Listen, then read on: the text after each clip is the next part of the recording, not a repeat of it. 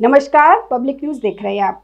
आज के सूचना युग में डेटा और तकनीक का उपयोग करके किसी भी नैरेटिव को गढ़ा जा सकता है, लेकिन सत्य की कसौटी पे डेटा का गलत इस्तेमाल अक्सर भारी पड़ता है। एक बार फिर कांग्रेस के एक दावे को लेकर विवाद खड़ा हो गया है।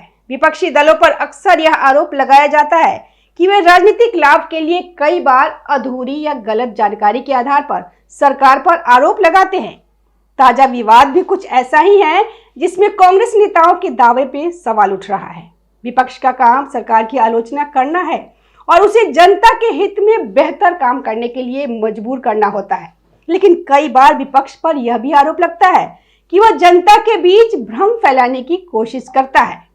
इसी मुद्दे को लेकर अब कांग्रेस फिर से विवादों में आ गई है। इस पूरे विवाद के केंद्र में राहुल गांधी का बयान भी चर्चा में है।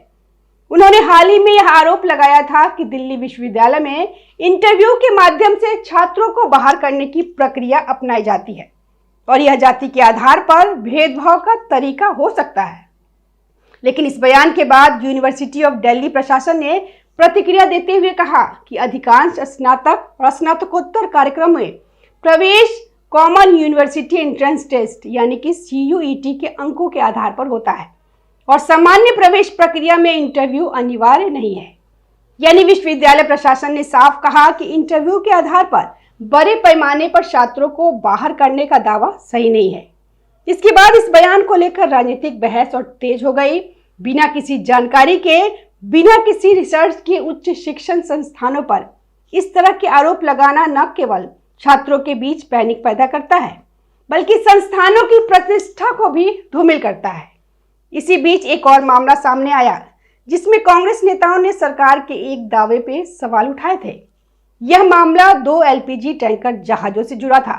सरकार की ओर से कहा गया था कि भारतीय झंडे वाले 2 LPG टैंकरों ने सुरक्षित रूप से स्ट्रेट ऑफ हॉर्मुज को पार किया है और यह एक महत्वपूर्ण रणनीतिक उपलब्धि है। लेकिन कांग्रेस और कुछ विपक्षी नेताओं ने दावा किया कि भारतीय नौसेना की सुरक्षा में हॉर्मुज जल डमरू मध्य स्ट्रेट ऑफ हॉर्मुज पार करने वाले 2 LPG टैंकर शिवालिक और नंदा देवी भारत के लिए गैस नहीं ला रहे थे, बल्कि अमेरिका के जैक्सन जा रहे थे। कांग्रेस प्रवक्ता पवन खेरा ने इस दावे पर सवाल उठाते हुए सोशल मीडिया प्लेटफॉर्म X पर एक पोस्ट किया। उन्होंने दावा किया कि जिन जहाजों का जिक्र किया जा रहा है वे भारत के लिए गैस नहीं ला रहे थे, बल्कि अमेरिका के लिए जा रहे थे। उन्होंने यह भी कहा कि समुद्री टैंकिंग वेबसाइट मैरियन ट्रैफिक के डेटा में इन जहाजों की मंजिल अमेरिका के जैक्सन नामक स्थान को दिखाया गया है। इस दावे के साथ सोशल मीडिया पे कई स्क्रीनशॉट भी साझा किए गए, जिनमें जहाजों की डेस्टिनेशन के रूप में जैक्सन US लिखा हुआ दिखाया गया था। हालांकि बाद में इस दावे की जांच होने पे कई तथ्य सामने आए। समुद्री और बंदरगाह संबंधी डेटाबेस की जांच से पता चला कि अमेरिका में जैक्सन नाम का कोई ऐसा समुद्री बंदरगाह नहीं है जहां बड़े LPG टैंकर जहाज पहुंच सके। अमेरिकी बंदरगाह रिकॉर्ड और समुद्री डेटा के अनुसार पोर्ट ऑफ जैक्सन नाम का एक नदी है, बंदरगाह जरूर है, जो मिसिसिपी राज्य के पास स्थित है, लेकिन यह समुद्र तट पे नहीं है और वहां बड़े समुद्री टैंकर जहाज नहीं पहुंच सकते। फ्लोरिडा में जैक्सनविले नाम का एक बड़ा समुद्री बंदरगाह जरूर है, लेकिन वायरल स्क्रीनशॉट में जैक्सन लिखा हुआ था, जैक्सनविले नहीं। इसके अलावा ऊर्जा व्यापार के आंकड़ों को देखें तो अमेरिका खुद दुनिया का सबसे बड़ा LPG निर्यातक है। वह अपनी जरूरत का अधिकांश हिस्सा खुद पैदा करता है और शेष कनाडा या यूरोप से लेता है। यह लॉजिक के खिलाफ है कि अमेरिका कतर से LPG आयात करने के लिए भारतीय झंडे वाले जहाजों का उपयोग करेगा। भारत उन देशों में शामिल है जो अमेरिका से LPG खरीदता है। ऐसे में यह संभावना काफी कम मानी जाती है कि अमेरिका LPG आयात करने के लिए भारतीय ध्वज वाले जहाजों का इस्तेमाल करे। ताजा समुद्री ट्रैकिंग डेटा से यह भी सामने आता है कि संबंधित ट्रैकर जहाज वास्तव में भारत की ओर ही बढ़ रहे थे। जानकारी के अनुसार LPG टैंकर शिवालिक ओमान की खाड़ी से पूर्व दिशा में आगे बढ़ रहा था और उसकी मंजिल भारत का मुंद्रा पोर्ट बताई गई। रिपोर्ट के अनुसार जहाज के 16 मार्च तक मुंद्रा बंदरगाह पहुंचने की संभावना भी जताई गई और यही जहाज आज मुंबई पहुंच गया है। इन तथ्यों के सामने आने के बाद कांग्रेस प्रवक्ता पवन खेरा ने अपना सोशल मीडिया पोस्ट हटा लिया। पोस्ट हटाए जाने के बाद सोशल मीडिया पर भी कई प्रतिक्रियाएं सामने आई और लोगों ने इस पे सवाल उठाए। इस पूरे विवाद के बाद राजनीतिक बहस और तेज हो गई। सत्तारूढ़ दल के समर्थकों का कहना है कि विपक्ष कई बार बिना पूरी जानकारी के आरोप लगा देता है। वही विपक्ष का कहना है कि सरकार भी कई बार उपलब्धियों को बढ़ा चढ़ा के पेश करती है। कुल मिलाकर यह मामला एक बार फिर यह दिखाता है कि सोशल मीडिया के दौर में किसी भी दावे या जानकारी की सत्यता की जांच करना कितना जरूरी हो गया है, क्योंकि अधूरी या गलत जानकारी के आधार पर राजनीतिक विवाद बहुत तेजी से फैल जाता है। कांग्रेस की हरबरी का एक और उदाहरण पूर्व सेना प्रमुख MM नरवणे की किताब को लेकर था। राहुल गांधी ने उस किताब के संदर्भ में सरकार को घेरने की कोशिश की, जो अभी तक बाजार में आई ही नहीं थी। खुद जनरल नरवणे ने स्पष्ट किया कि किताब अभी छपे ही नहीं है, जिससे राहुल गांधी के दावों की हवा निकल गई। वहीं आजकल ईरान इजरायल युद्ध के कारण LPG आपूर्ति में कुछ देरी हुई है। ऐसे समय में विपक्ष की भूमिका सरकार के साथ मिलकर समाधान खोजने की होनी चाहिए। जो अभी स्थितियां चल रही है, देश में कुछ एक संकट है, क्योंकि पूरी दुनिया में बहुत बड़ा संकट है, जिसका कुछ असर भारत पर भी है। अब ऐसे संकट में कोई भी परिस्थिति पर जब देश में कोई भी संकट आता है तो उसमें हमें समाधान ढूंढना चाहिए, क्योंकि एक देश के तौर पे हम एक पूरा परिवार हैं।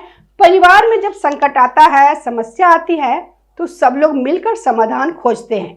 अब विपक्ष ऐसा परिवार का सदस्य बन गया है जिसमें कांग्रेस भी है, सपा भी है, DMK भी है, TMC भी है। यह सब जो पूरा विपक्ष है ऐसा सदस्य बन गया है जिसका काम सिर्फ अफवाह फैलाना है, जिसका काम सिर्फ शोर मचाना है, हंगामा करना है।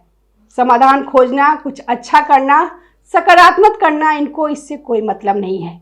अभी ईरान, इजरायल और अमेरिका के युद्ध के कारण LPG की समस्या बढ़ गई है भारत में। कुछ दिनों पहले थोड़ा फ्यूल को लेकर भी था, तेल को लेकर भी था।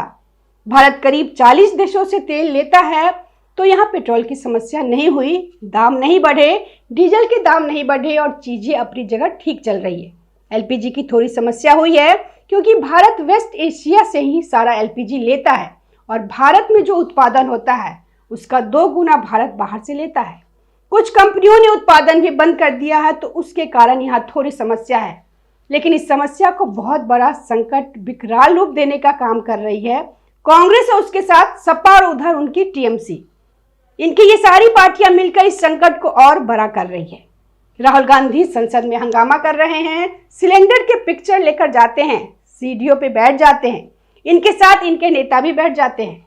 इनके कुछ नेता, देवेंद्र यादव जैसे नेता, दिल्ली में सड़क पर चूल्हा बना के बैठ गए हैं कि जी अब तो चूल्हे पर ही रोटी पकानी पड़ेगी, LPG तो मिलनी नहीं है।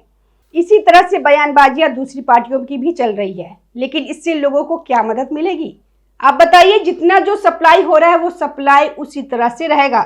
सरकार ने बोला है कि घरेलू गैस में कोई दिक्कत नहीं आएगी, लेकिन थोड़ी बहुत दिक्कत तो है। जो कमर्शियल है वो बंद कर दिया गया है और जैसे जैसे स्थितियां सामान्य होगी कमर्शियल भी खोल दिया जाएगा। एक और विपक्ष संसद में हंगामा करता है। इनके इस हंगामे से लोगों को कोई फायदा नहीं होने वाला, रत्ती भर फायदा नहीं होने वाला, लेकिन इन्हें हंगामा करना है और साथ साथ इन्हें क्या करना है, थोड़ी बहुत दिक्कत जो है हो रही है इनके नेताओं की जमाखोरी करने से हो रही है। सपा नेता अब्दुल रहमान, जो कि हापुड़ जिले में सपा का जिला अध्यक्ष है, उनके घर से 55 गैस सिलेंडर मिले। उसने अपने घर में 55 गैस सिलेंडर दबा के रखे थे, जमाखोरी कर रखी थी और इलाके के लोग परेशान थे। इनको सिलेंडर नहीं मिल रहा है, गैस एजेंसी जा रहे हैं तो वहां नहीं मिल पा रहा था और बाहर से खरीद रहे हैं तो वो बहुत ज़्यादा महंगा था।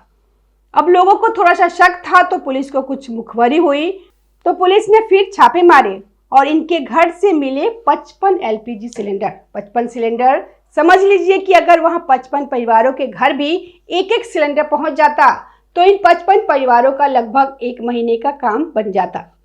तो उनका अटेंशन खत्म हो गया और अखिलेश यादव का मुंह बंद हो गया।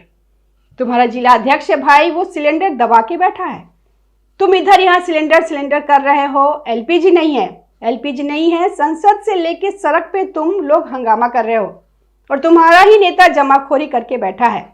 और ये सिर्फ एक जगह की बात है क्या पता और भी जगह हो। इन लोगों ने जमाखोरी करवा रखी हो और अपने नेताओं से, और उसके 2 मकसद होते हैं। देखिए कि एक जमाखोरी में एक मकसद यह है कि ब्लैक में बेचेंगे, ज़्यादा पैसा मिलेगा, लेकिन उससे बड़ा मकसद यह है कि पैनिक क्रिएट करना, लोगों के बीच घबराहट पैदा करना कि पहले ही कम है, आप उसको और छुपा लोगे तो लोगों के बीच और बेचैनी बढ़ जाएगी, पैनिक बढ़ जाएगा, घबराहट बैठ जाएगी कि कहाँ से मिलेगा, दाम भी बढ़ जाएगा। फिर जब लोग परेशान होते हैं तो कहीं ना कहीं सरकार पर भी सवाल उठा देते हैं। ये लोग यही चाहते हैं कि लोगों को परेशान करें, तो लोगों को परेशान करके अपना मकसद कुर्सी पाना, यही इनका तरीका है और यही ये लोग कर रहे हैं। वहीं सरकार की नीतिगत जीत को नीचा दिखाने के लिए समुद्री ट्रैकिंग वेबसाइट के डेटा को तोड़ मरोड़ कर पेश करना, यह दर्शाता है कि विपक्ष के पास अब रचनात्मक मुद्दों की भारी कमी है। यह पूरा घटनाक्रम यह दिखाता है कि सोशल मीडिया पर वायरल होने वाले स्क्रीनशॉट और दावों को बिना सत्यापन के स्वीकार नहीं किया जाना चाहिए। प्रधानमंत्री मोदी के नेतृत्व में भारत 40 देशों से तेल और एलपीजी की आपूर्ति सुनिश्चित कर रहा है। हॉर्मुज जल डमरू मध्य जैसे चुनौतीपूर्ण क्षेत्र से भारतीय जहाजों को नौसेना की सुरक्षा में निकालना एक बड़ी रणनीतिक सफलता है, न कि कोई पीआर स्टंट। वही कांग्रेस के नेताओं को समझना होगा कि ट्वीट डिलीट करने से उनकी गलती नहीं मिटती, जनता उस अविश्वास को याद रखती है जो उन्होंने संकट के समय पैदा करने की कोशिश की थी। धन्यवाद। ताज़ा खबरों से जुड़े रहने के लिए हमारे चैनल को सब्सक्राइब करें और बेल आइकन को दबाना ना भूलें ताकि हर खबर की नोटिफिकेशन आपको मिलती रहे।